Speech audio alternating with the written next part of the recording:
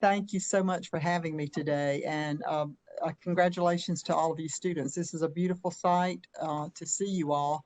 The last few months have been tough on all of us, especially tough on high school students. And my heart really went out to all of you, but particularly the senior class and junior class because of the moments that you're missing in high school that all of us can tell you what happened at our prom and what happened at our graduation ceremony.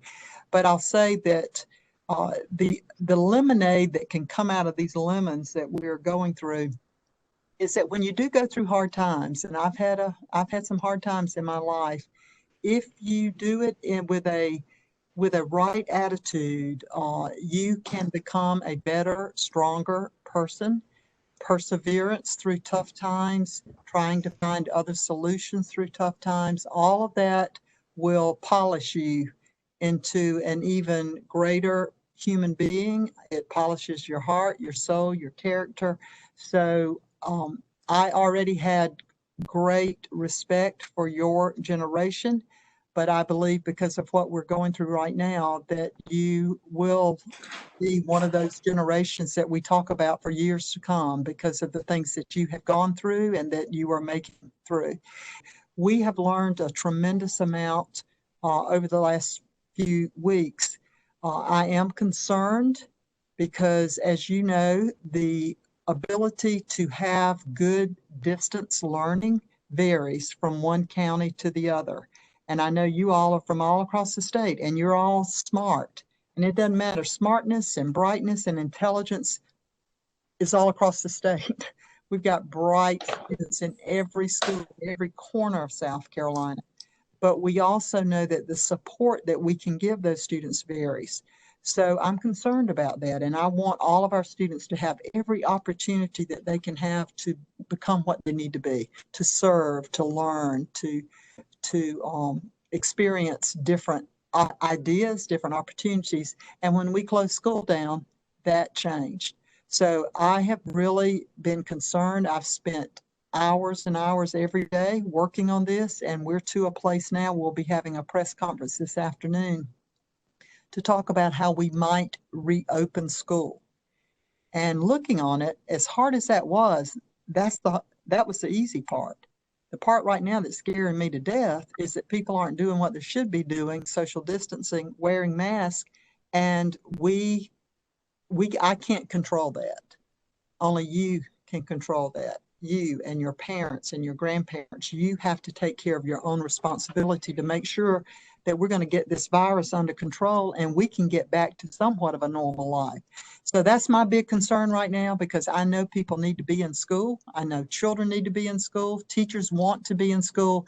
And how can we make that happen? Molly, there's de facto segregation in schools across this country, including South Carolina. You and I both grew up in an era when we were going to have desegregation.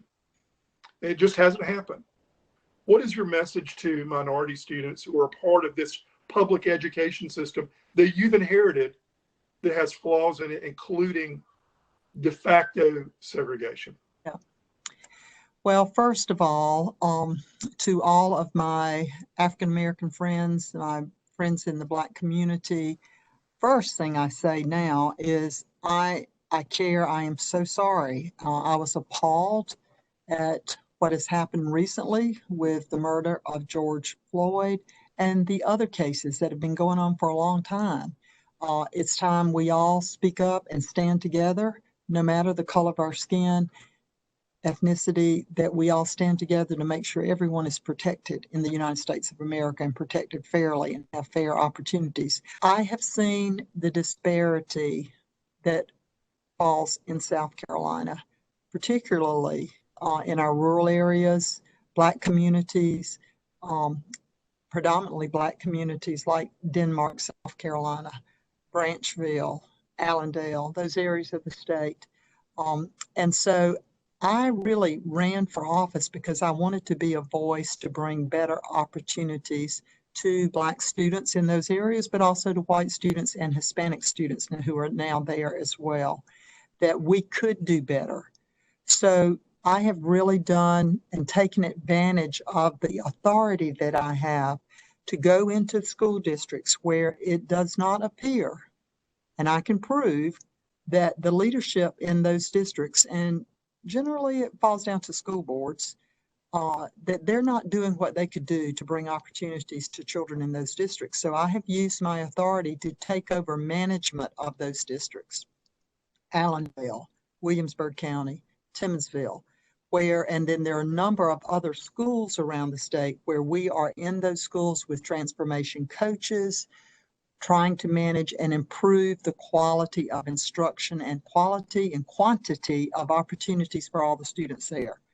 So if you're in one of those schools or in one of those counties, we are there trying to make your opportunities stronger and better and bring hope to the students there. I always go in and I speak with the students and say, what do you want to see happen in your school? What can I do to make your school better?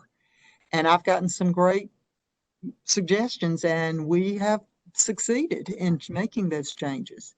There's still work to be done. And so I've been working in South Carolina because, right now we have some school districts, those old 1968 lines that were drawn to make this school district and that school district, many of them were drawn to keep that segregation going on, drawn where all the Black communities would be in one school district and the white community in another.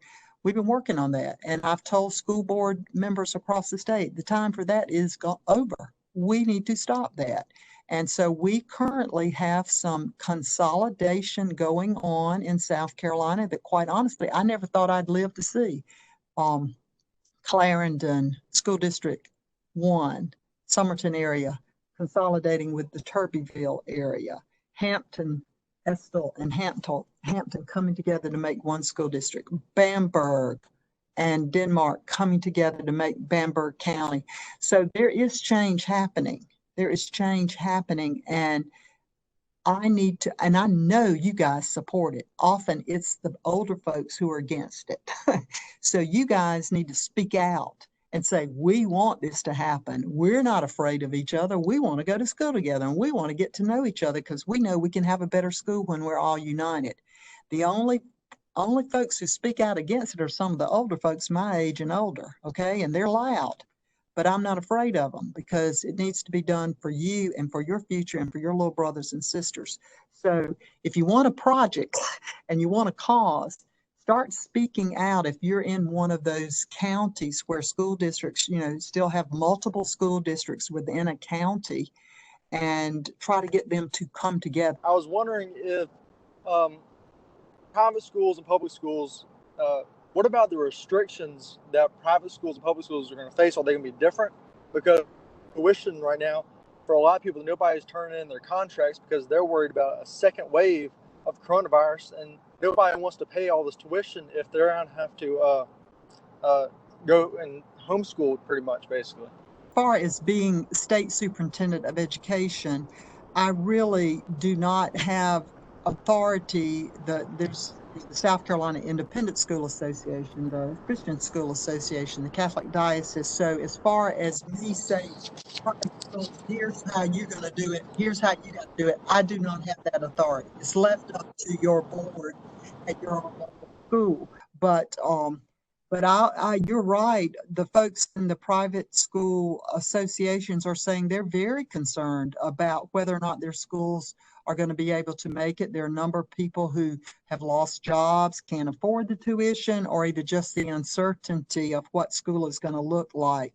So I think as we get a little bit closer to school opening, we can be more definite about whether or not you're going to be in school. No matter how you're going to be in school, it needs to look differently. People need to wear masks. There need to be small groups of students. You don't need to be eating in the cafeteria. If you ride a bus, it's going to be about half the capacity.